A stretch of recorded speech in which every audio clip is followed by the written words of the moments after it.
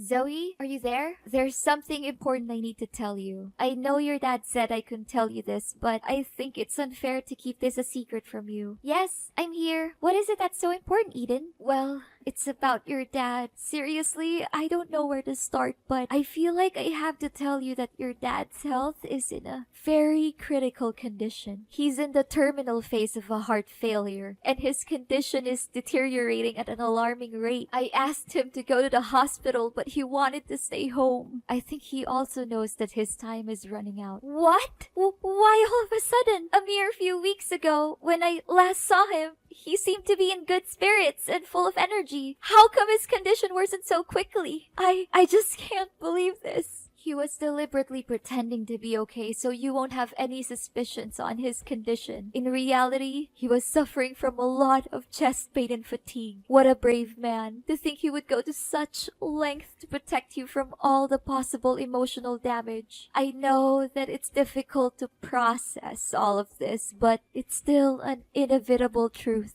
I knew that he was dealing with heart failure for a long time now, but I didn't anticipate that this day would come so quickly. Honestly, you should have told me about my dad's condition way sooner, Eden. I really don't understand why my dad told you to keep his illness a secret from me. Zoe, you know Henry loves you more than anything in the world. He didn't want to hurt your feelings. He knew that if you learned of his illness, you would be devastated. Your dad didn't want to worry you, so he kept his health problems a secret. How could he possibly conceal such a grave matter from me? He should know that I love him just as much as he loves me, and that keeping his condition from me won't help me cope with tragedy any better. I know. I told him the same thing, but despite how many times I tried to talk him out of his opinion, he insisted that I maintain my silence and not inform you of his illness. Well, now that you have told me about it, can I at least pay my dad a visit? I won't just sit around and do nothing while my father is fighting for his life. Zoe, I know that you want to see your father as soon as possible. However, if you were to appear at our home at this time, it would make me a traitor to his wishes, and I would never want that. You know, I gave him my words, and I can't just simply break my promise with him. What should I do now? Should I just watch as his life slowly comes to an end without doing anything? What kind of daughter would do something like that to her own father? Zoe, I know what you're going through right now. I have all the sympathy in the world for you. But don't be too worried. I'll keep you constantly informed about your dad's situation. What if I just come to his mansion without his consent? I could make it like a casual visit that he won't have anything to say about it. Please, Eden, I want to be with my father during this most challenging time in his life. I'm sure he would be more than happy to see his daughter. No, Zoe, I told you, you can't do that, or else your dad would be boiling mad at me. You already know how short-tempered your dad is, and how scary he would become when he loses his composure, especially when it's something that it has to do with you. I know that you're feeling confused and scared, but bear in mind that I'm always here for you during this difficult time. But Eden, how can I make it seem like nothing and ignore my dad, knowing that he's suffering from so much misery? Honey, I told you, I'll make sure that you don't miss any important updates on your dad's medical condition. All you need to do right now is to clear your head, pray, and hope for the best for your father. He's a tough man. Although the chances are slim, he hasn't given up on his life yet. Fine, I understand that it's impossible for me to visit my father. However, I don't want to trouble you too much about my father's condition. So can you please at least provide me with contact details of his private doctor, Mr. Davis? I just want to know more information on my father's medical prescriptions and his current condition. Oh, I forgot to tell you. Mr. Davis no longer works as your dad's private doctor anymore. He told us that he was experiencing some family difficulties and resigned shortly thereafter. Now, Dr. Brown is in charge of supervising your dad's health. Oh, okay. Would you be so kind as to give me Dr. Brown's phone number so I can have a word with him? Please send me as soon as possible. possible, because this is really important for me. Honey, you don't need to worry yourself too much with your father's treatment by contacting his private doctor. Me and Dr. Brown have everything under control. We always keep a close eye on Henry's situation and immediately interfere if anything goes wrong. I can't help but think that you're doubting my ability to take care of your father, and I feel a little offended by that. No, Eden,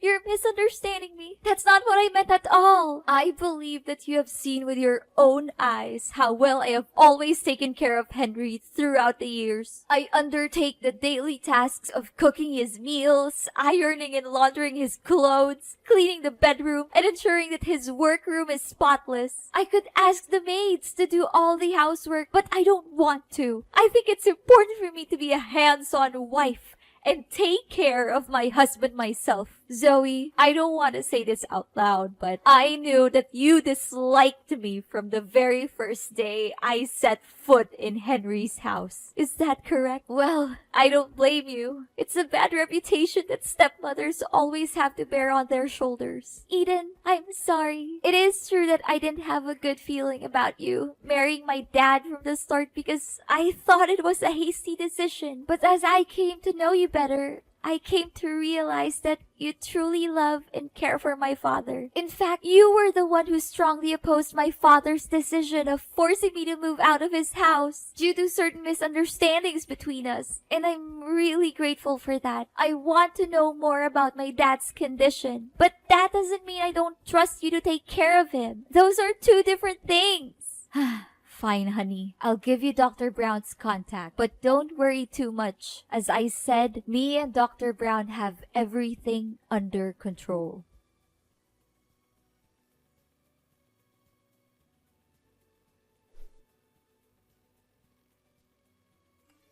Zoe, honey, I feel as though I've been stabbed by 100 knives in my heart. I cannot believe it happened so quickly. What is it, Eden? Is it about my dad? Yes, darling.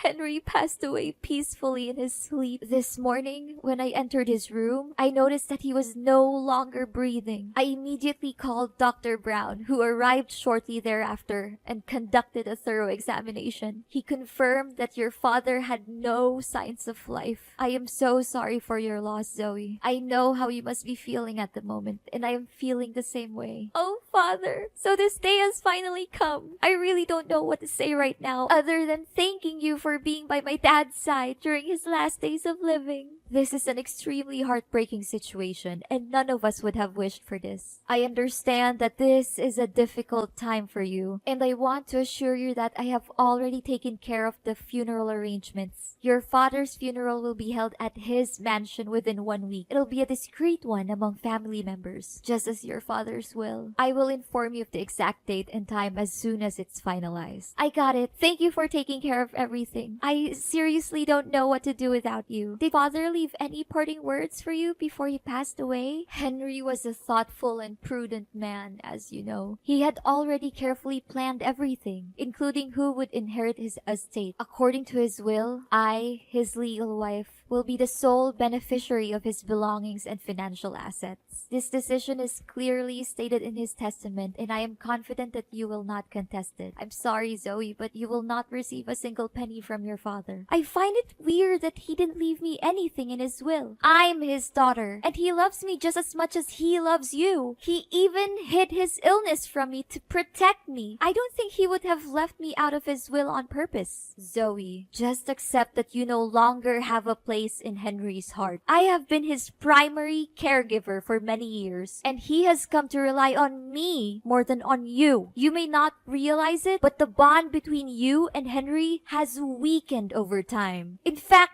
he may have stopped caring for you altogether. That is why he decided to leave me all of his assets. He knew that I am the person who deserves them the most. No! It's simply not true what you said. My father's love for me has never diminished, even after my mother's death. The last time we saw each other, he treated me with the same warmth and kindness that he always has. I can confidently state that my father's love for me is unwavering and everlasting. You may continue to cling to your delusion about your father, but you cannot deny the fact that I am the rightful heir to Henry's vast fortune. If you have any objections to your father's will, you are welcome to come to my house and I will show you the testament that he personally wrote. I am confident that you will be able to identify his handwriting and signature very quickly. Admit it, Zoe. Now you're nothing more than a pitiful and abject failure. And me, after all those years of enduring that disgusting old man, I can finally achieve my goal, to acquire his fortune and a lot of it. What?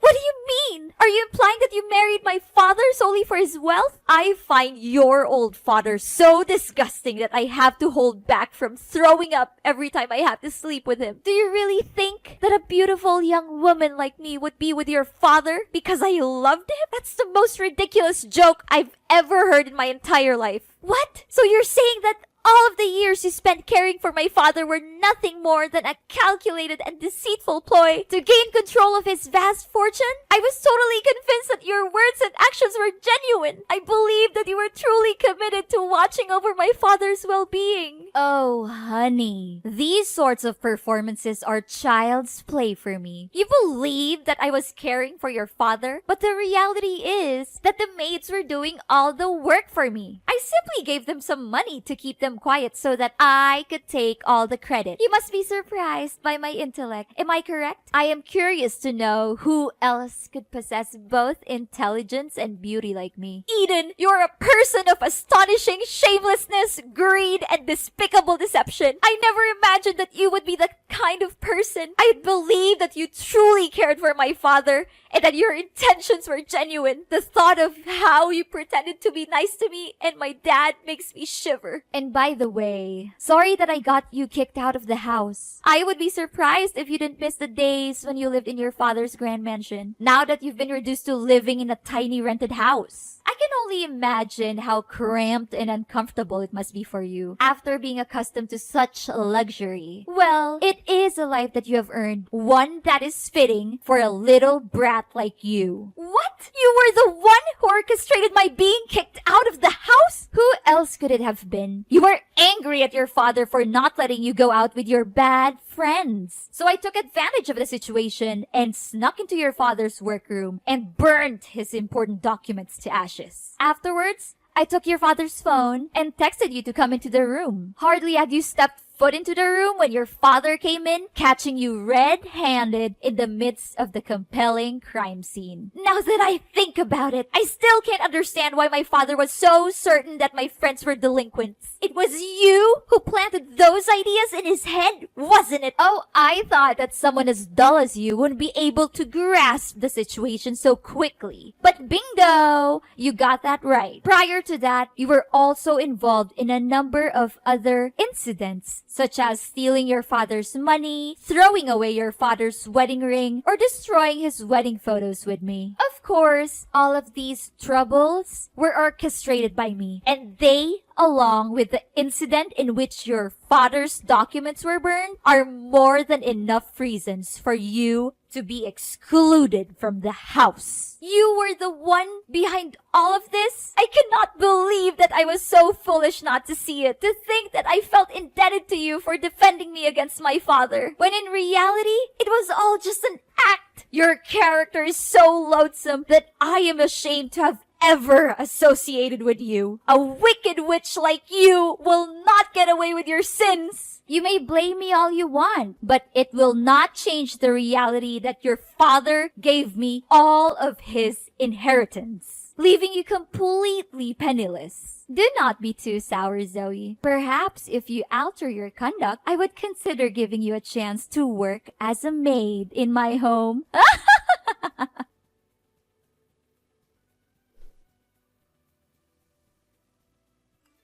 Zoe, I never imagined that you could be so embittered as to not even attend your own father's funeral. I am deeply disappointed in you, Zoe. What kind of daughter are you? I was about to ask you that very question, Eden. What sort of stepmother are you to commit such a heinous act? What sort of thing are you implying, Zoe? Are you still holding a grudge against me for not getting your hands on your father's fortune? If I'm not mistaken, you're simply sitting at home plotting some evil scheme to regain your father's inheritance. Are you not? Well, sorry to say, but that won't be easy, Zoe. You know very clearly that I am the rightful owner of your father's legacy. You even saw with your own eyes your father's testament, and you can't even deny that it is your father's own handwriting. Eden, I would not be so arrogant if I were you. In fact, I suggest that you prepare to face your worst nightmare for the vile crime that you committed against my father. What crime are you referring to? Are you perhaps fantasizing again?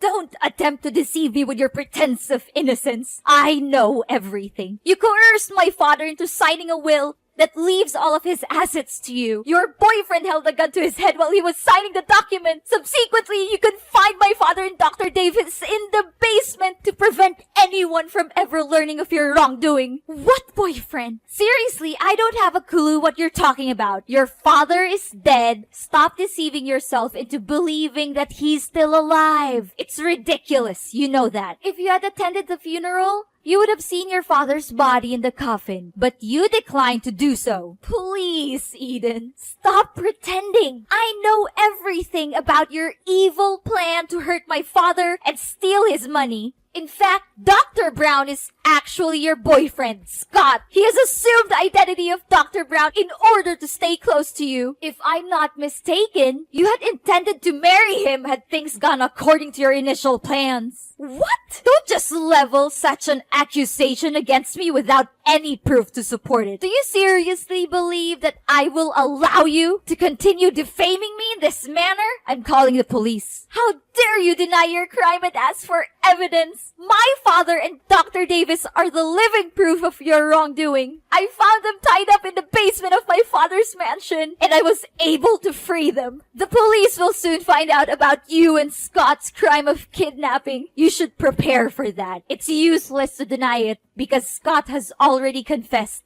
How could he have been so foolish? I refuse to believe it. Don't try to trick me. I won't fall for it. There's no way that Scott would admit everything. I suspected something was wrong from the start, so I asked Dr. Brown for my father's medical records. I found out that he prescribed the drug that my dad was allergic to, which only me and Dr. Davis knew about. I investigated and found out that Dr. Brown is a fraud with no medical knowledge. He eventually pleaded guilty to his crimes and said that you were his accomplice. What? How could Scott be so stupid to commit that simple mistake? I knew that I could never put my trust in that useless man. Don't just blame your boyfriend for your plan failing. You also messed up. I think you thought I would go to my dad's funeral, so you left the house unguarded. That gave me the perfect chance to sneak in and rescue my dad and Dr. Davis from the basement. No! It's unbelievable that someone as dull as you could have figured out my plan so easily. I cannot believe any of this. Eden, you are a liar and a cheat. You pretended to be a good wife and caregiver to my father, but you were actually having an affair with Scott. Dr. Davis found out about your affair with Scott and told my father. You and Scott were scared, so you attacked them and locked both Dr. Davis and my father in the basement. No, please stop talking. I've heard enough. In a subsequent act of desperation, you and Scott devised a meticulously crafted scheme to conceal your crime. You claimed that my father was seriously ill and even faked his funeral in an attempt to throw off suspicion. The figure that lies in the coffin is not my dad's corpse, but a wax effigy that has been crafted with painstaking precision. Furthermore, I also found out that you hadn't even informed the state about my father's death. So there's no way that my father's death was real. Oh no! I can't believe I figured it all out. Please do not turn me into the authorities. I didn't want to do what I did, but your father left me no choice. He threatened to disinherit me and leave everything to you. I was afraid of having to give up the lifestyle that was funded by wealth and privilege, which I had been enjoying all the time. What could I do in that situation? Henry forced my hand. It was not my fault. I would do anything to make it up to you and your father. I would go away and never bother you again. I would give up everything I've just to be forgiven. Please, I'm begging you. Don't call the police. I'm not a bad person. I was just trying to survive. Please give me another chance. After the dreadful crimes you committed, now you would still dare to claim that you are not a bad person? Your actions against my father were utterly unforgivable, and you deserve the most severe punishments. The police are already on their way to arrest you, and don't even think for a moment that you will be able to escape justice.